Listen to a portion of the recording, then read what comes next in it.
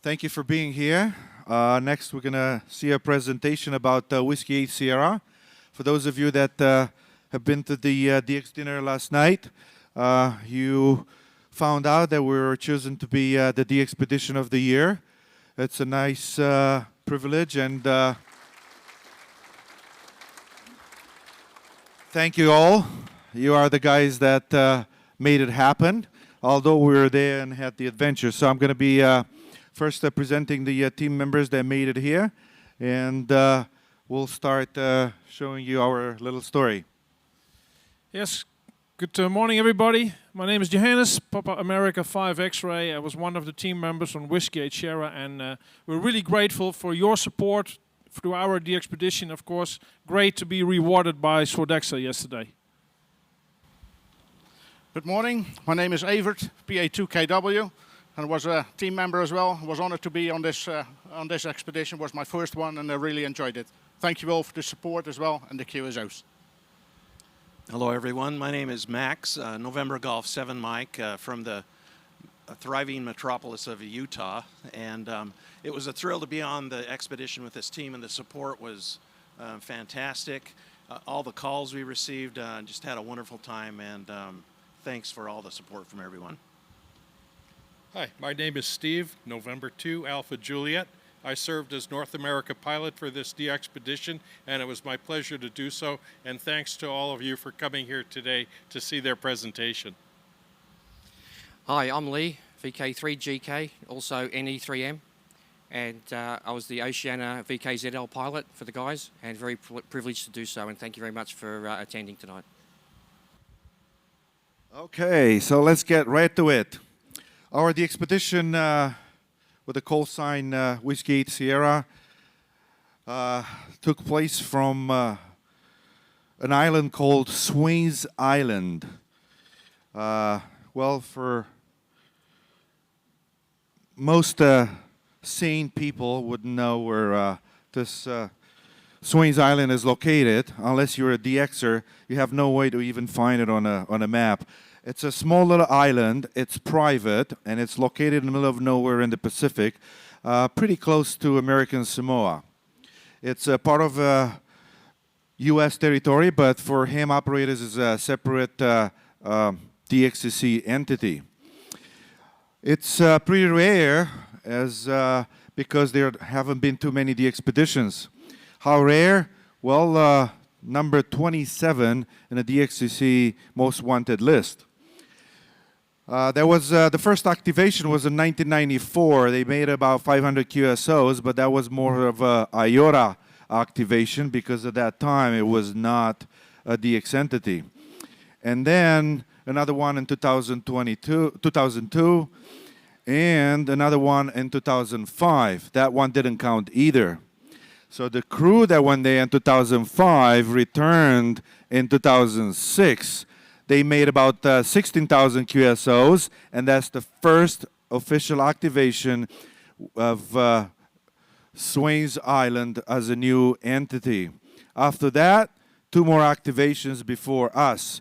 An interesting thing is the activation that took place in 2007, set up a world record for the number of QSOs at that time made from any DX entity. And the 2012 activation is interesting because they also got the DXpedition of the Year award, making Swains Island the only entity that got 2 DXpedition of the Year awards. Pretty cool. Well, our team was made up of 10 members, and this is a picture taken when it was hard to still smile at the end of the expedition, and I'll show you in a bit why. We were 2 North American operators, 3 from Germany and the rest from the Netherlands. Our team leader, Hans, Delta Lima 6 Juliet Golf November, put a lot of effort into getting a license and permit to get to this island. It took him about 7 years until we actually able to get to Swains Island. We had, of course, the COVID. American Samoa was also hit by a measles epidemic, so they closed it down. The big boat that was supposed to take us also broke, and we had to wait another year until they fixed it. And so 7 years later, finally, last year, we're ready to get on Swains Island. The plan was very simple. Get on the island, set up 2 different camps. We call it the red camp and the blue camp. And those were designed in such a way so we can do QSOs in 2 different modes in the same time in the same band. We also had another camp called the green camp. This is where we slept and had our meals and supposedly had showers and some other amenities. Well, the setup was pretty simple. The red camp basically had a generator, a large generator, and then we had radios, mostly K3s, and then band-pass filters, and lots of antennas. As you know, putting vertical antennas or VDAs right on the beach next to a saltwater ocean makes those antennas really perform well. It would be as if you would had a tower somewhere, inland, like in New York. We had VDAs and verticals for almost each band. I won't go into details. I will basically tell you that the DXpedition is not a vacation. It's basically, it's one of those things when you travel and everything goes wrong. But what's different about the DXpedition is that you find ways to cope with it. A ham is not somebody who just shows up and starts operating. He has to be able to figure things out. If this breaks, let me fix it. If you can't get approval this way, maybe we can get it that way. In any case, the team traveled to Honolulu, and we stay overnight there and caught the flight from Honolulu to Pago Pago in American Samoa.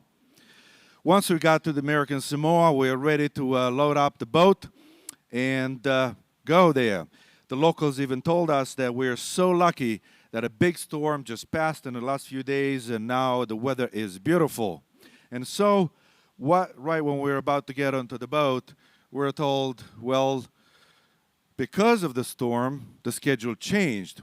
And we'll be happy to take you to your island, maybe in a few weeks, a month. It depends on how things are going. Well, obviously, that's not acceptable. We're hams, but we also have a life. Some of us have families and jobs and many other things that require our attention. And so we try to figure things out. First thing we did, contacted the local radio station, and we got on the air at the morning show when everybody drives to work, and this is when they get their news. On a small island, the news travels fast, very fast. And so during our interview, we told them that us getting onto the island and starting the pileups is absolutely paramount for the existence of the island. And so everybody knew a few hours later why we're there, what we need to do, and what needs to happen. Right after the show, we actually had breakfast, and the lady there already knew exactly what we needed. Well, the next step was to get in touch with the governor, see if he can change the boat schedule. We spoke to the local, politicians and other, people running the show on the island. And then in the end, we finally were able to go to the port administration and plead our case. And to make the story short, this is one of those things where if there's a will, there's a way. And so the boat schedule was modified in such a way to make people happy. Basically, this boat that was supposed to take us to American Samoa was not built to serve ham operators. That's the boat that basically brings supplies to the islands. The kids need their medicine, the school supplies, and so forth. You can't really tell them, hey, don't deliver these for the local school. Take us to Swains instead. Well, that was not our approach, but we were able to convince them. And so About 3 days later, we got into the boat. This is the boat that took us. It's pretty large. You can put everything in there, and you'll see we had quite a bit of equipment. We wanted to put up a big show so that everyone gets this one into the log, because getting a license and approval to operate from there usually happens once every 20 years. And I guess you don't have to look around, but a lot of us not going to do ham radio in 20 years from now. So, well, one of the things that we had on our big boat was this small pontoon boat, which is what we used to get our couple of tons of supplies on the island.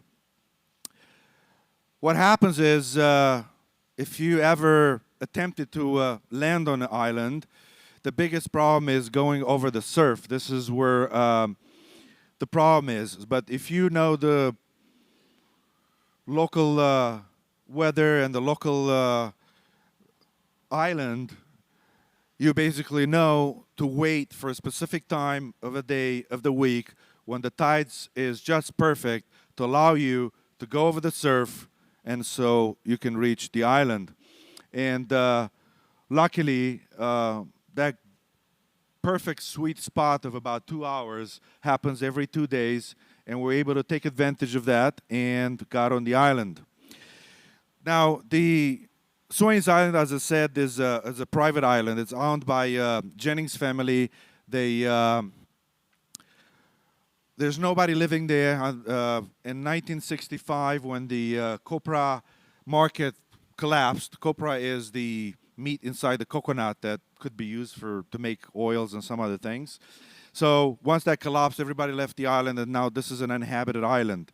But among other things that we negotiated is for the owner of the island to help us take care of anything that required us to survive on the island. That means setting up the tents, preparing food, bringing us there.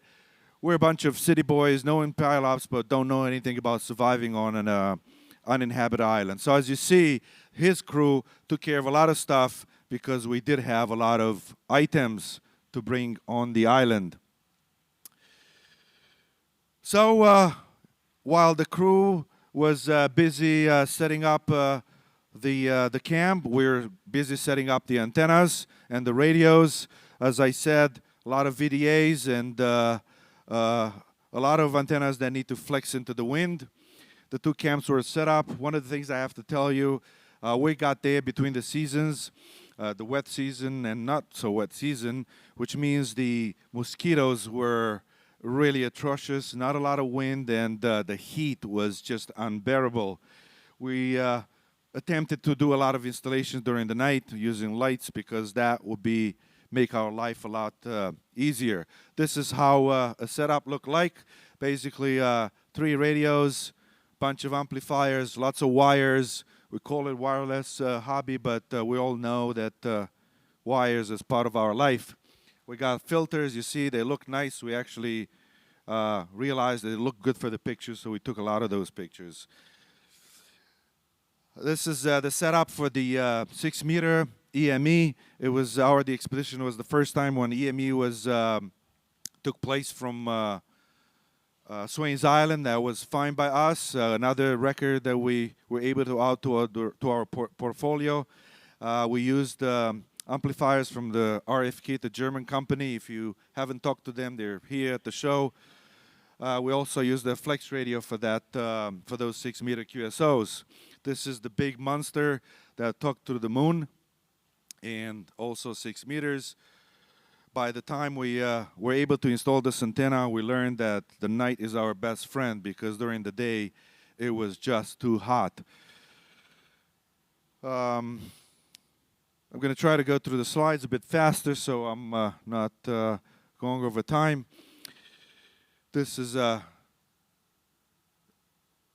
have a few videos. We had to mitigate things related to the tide going high and messing up with our equipment, but we put everything high up, and so we were not really affected. But the tides sometimes are very low, and you can go in the water and enjoy it. Sometimes the tides are so high that the sharks will pass the surf, and at those times you had to avoid getting into the water. We had some things that are unique for Swains Island, the expedition. The owner of the island really helped us with a lot of stuff, including giving us ATVs, which we used to go back and forth between the different camps. The distances were quite significant.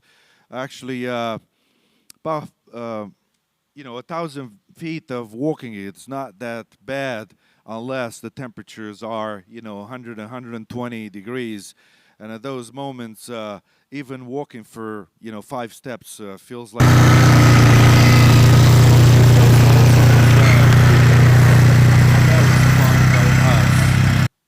This is how the kitchen looked like. Pretty nice.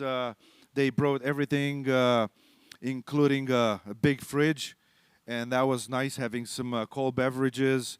It was not living like at Hilton's, but still they prepared nice food. Once the crew was ready with their chores, they went out and fished, and some mornings we had some nice sushi. And the big coconut crabs. These are crabs that break the coconuts and eat the meat inside, and that makes their meat very sweet. We tried a few of those, and I can tell you it was really nice. This is the support crew at the kitchen. They prepared a lot of food, a lot more than we actually needed, but we had a lot of choices. And these are the sleeping headquarters. The mosquitoes were really, really, really bad. But we were smart because we learned from the previous DXpeditions. We bought these $50 tents from Amazon. You basically get inside, close the zipper, close the few, kill the few mosquitoes that got through, and then you can have a nice sleep. We also had high quality showers. Basically, these barrels will gather the rainwater. You get a bucket and put it over you. You feel nice for about 5 minutes. 5 minutes later, it feels like you never had a shower. Still good to have a throne, a real throne for doing our business. Also, high quality piping using rainwater.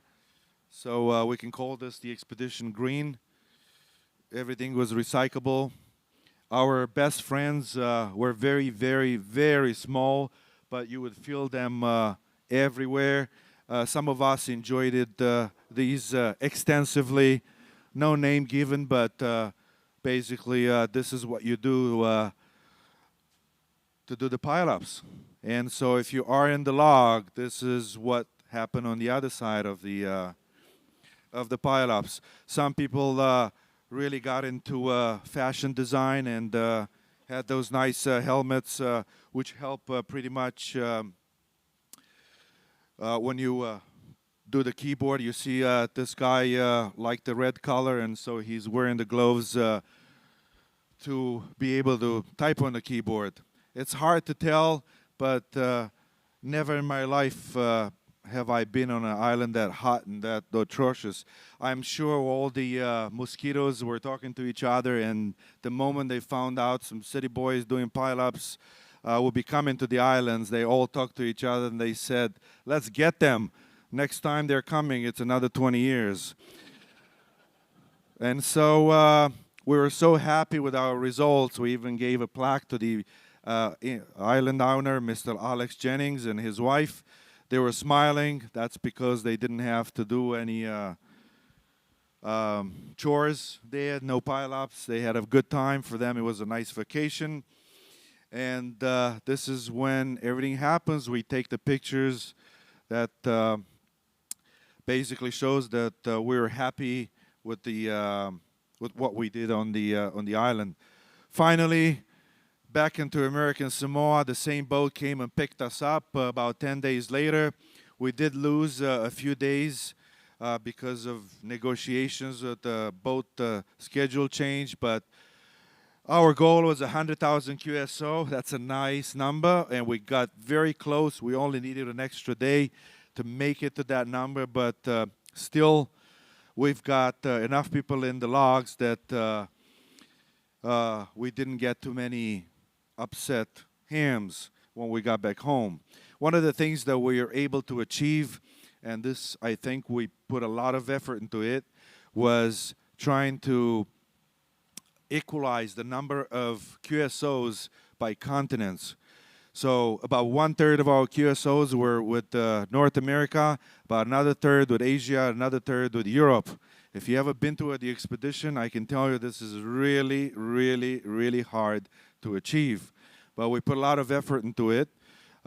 Europe were the ones that had a very hard time reaching us, and us making the effort, giving them 1/3 of the QSOs was really good from our point of view. Here it's a nice pie chart that you can see through colors how the distribution was among the continents.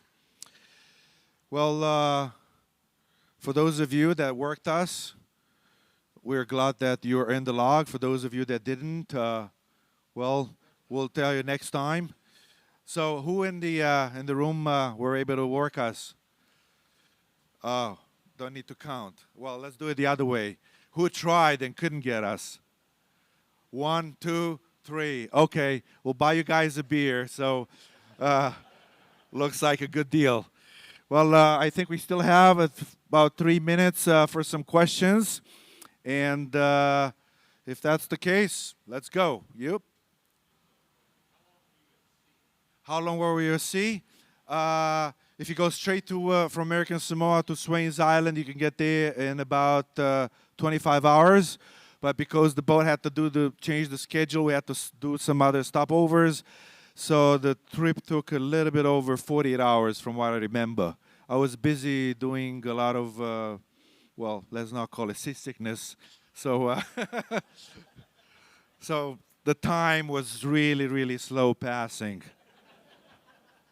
All right, any other questions? Yes? Yeah, thank you. I got you. Thank you. But did you get any diseases from all those mosquitoes? Well, we all came very sick, and after the island, we also left very sick. We had this disease called ham radio, DXing. Other than that, nothing. You know, we had pain about the mosquitoes and everything, but for some reason, once you start doing your shift and the pile-ups are going, you forget that, you know, the pain from the mosquitoes and all that from the heat. And you only feel it when you sit down, you relax, and you say to yourself, what am I doing here? But other than that, no, we were lucky not to have any incidents of any kind. Any other questions? Oh, that guy over there.